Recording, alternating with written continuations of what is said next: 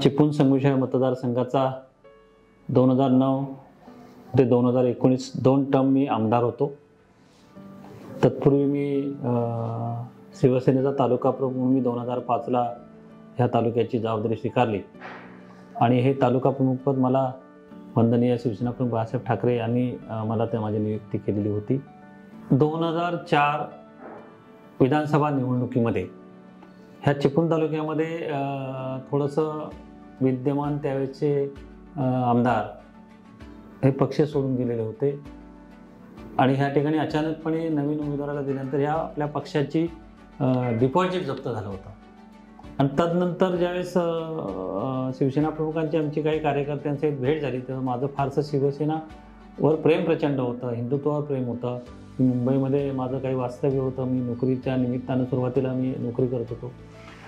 ते मुंबईमध्ये होतो। शिवसेना प्रमुख आणि वंदनीय दिघे साहेब यांच्या ठाण्यामध्येच आम्ही राहत होतो आणि त्याच्यामुळे 2004ला ज्यावेळेस इथे परिस्थिती निर्माण झाली त्यावेळेस शिवसेना प्रमुखांनी मला त्यावेळेचे आमचे शिवसेनेचे नेते आणि विधानसभेचे अध्यक्ष कैलासवासी दत्ताजी नलावडे हे आमचे शिवसेना नेते होते, त्यांनी शिवसेना प्रमुखांची माझी भेट जेव्हा झाली त्यावेळेस इथला जो भगवा उतरला होता, म्हणजे विधानसभेला इथला आमदार आपला नव्हता आणि इथल्या आमदाराचं आपल्या उमेदवाराचं डिपॉझिट जप्त झालं होतं आणि त्यावेळेस त्यांना फार दुःख झालं होतं। त्याचं कारण असं होतं की चिपळूणशी शिवसेना प्रमुखांचं फार मोठं नातं म्हणजे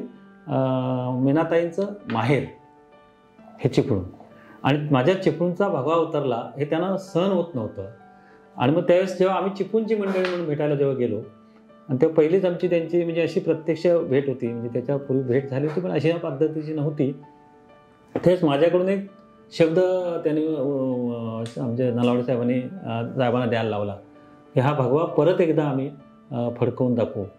म्हणजे अशक्य प्रेम, म्हणजे गावागावामध्ये म्हणजे 5000 फक्त मतं ह्या मतदारसंघामध्ये होती आणि त्यावेळेस साहेबांचं माझ्याकडे अजूनही तो फोटो आहे, माझ्या पाठीवर हात ठेवला होता। ते निव्वळ पाठीवर ठेवलेल्या हाताच्या जोरावर मी या ठिकाणी डिपॉझिट जप्त झालेल्या मतदारसंघामध्ये काय कुणास ठाऊक त्यांची ताकद आमच्या पाठीशी होती आणि कामाला लागलो। मग आम्ही आमचं सर्वस्व अर्पण केलं, म्हणजे आम्ही पूर्णपणे त्या ठिकाणी झोकून दिलं आणि पहिल्याच निवडणुकीमध्ये मी 20,000 मताधिक्यानं निवडून आलो। ह्या मतदारसंघाशी ह्या चिपळूणशी फार मोठं नातं शिवसेना प्रमुखांचं होतं आणि त्यांनी माझ्याकडनं घेतलेला शब्द मी पूर्ण करू शकलो, ह्याच्यासारखं माझ्या आयुष्यामध्ये राजकीय आणि सामाजिक समाधान दुसरं कोणतंही नाही। ज्यावेळेस हा जो बदल घडला त्यावेळेस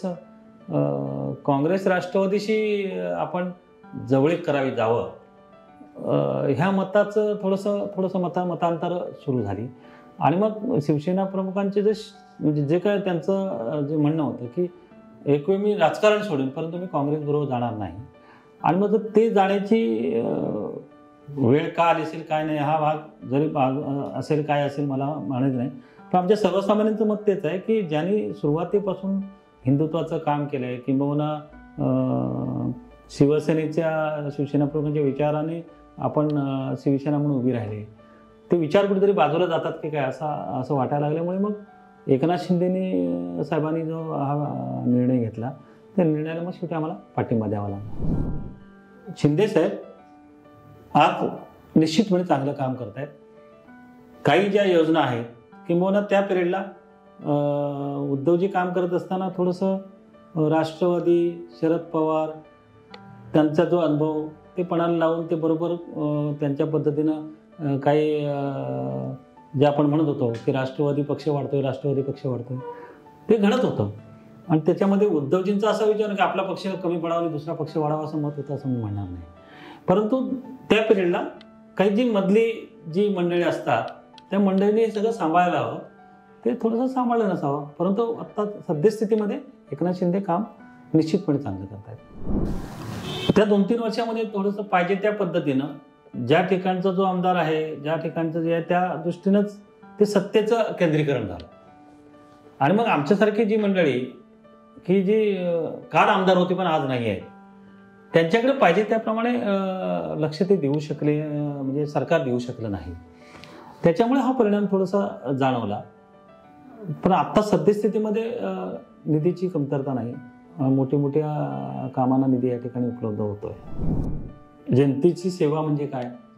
की माझ्या दारामध्ये आलेल्या एखाद्या, मी आज आमदार नाही तरीसुद्धा माझ्या झटकन ज्यावेळेस आमदार जर नसतो तर आपण त्यावेळेस काही 100 कोटीचे काम करत असतो तर निदान त्याच्याकडचं काही प्रमाणात आपण कामं करायला पाहिजे विकासाची. त्या दृष्टीनं आज शिंदे साहेबांकडनं आपल्याला ती कमतरता पडत नाही. दुसरं म्हणजे त्यांनी का निर्णय घेतला, कोण काय म्हणतंय ह्याच्याकडे आम्हाला लक्ष द्यावं असं का वाटत नाही, कारण आम्हाला आमच्या पाठीशी शिवसेना प्रमुख आहेत आणि शिवसेना प्रमुखांचे विचार आहेत आणि त्यांच्या विचारानं आपल्याला जायला मिळतं, याच्यामध्ये आम्हाला आनंद आहे. त्याच्यामुळे कुणी गद्दारी केली, कुणी काय केली ह्याच्यापेक्षा आज सर्वसामान्य जनतेला ह्या मुख्यमंत्री पदाचा उपयोग होतोय सर्वात महत्त्वाचं आहे. मला 1 दिवस पंतप्रधान करा, मी एका दिवसामध्ये 370 कलम हटवून दाखवतो असं वंदनीय बाळासाहेब ठाकरे यांनी साहेबांनी बोलले होते. आज खरं निश्चितपणे त्यांना अभिमानही वाटेल आणि त्यांना आज आनंदही वाटला असता की आज त्यांच्या मनातलं सर्वात ते राजकीय आणि सामाजिक जे काही ते काम करत होते देशामध्ये, त्यांचं जे काही चळवळ होती त्याच्यामध्ये हे 2 अजेंडे मोठे होते की राम मंदिर झालंच पाहिजे आणि 370 कलम हटवलं पाहिजे. जर ह्या 2 गोष्टी जर देशामध्ये होऊ शकतात तर शिवसेना प्रमुखांवर प्रेम करणारे किंवा शिवसेना प्रमुखांच्या विचाराशी बांधील असणाऱ्या सर्वांनी आज नरेंद्र मोदी आणि सरकारचं अभिनंदनच केलं पाहिजे.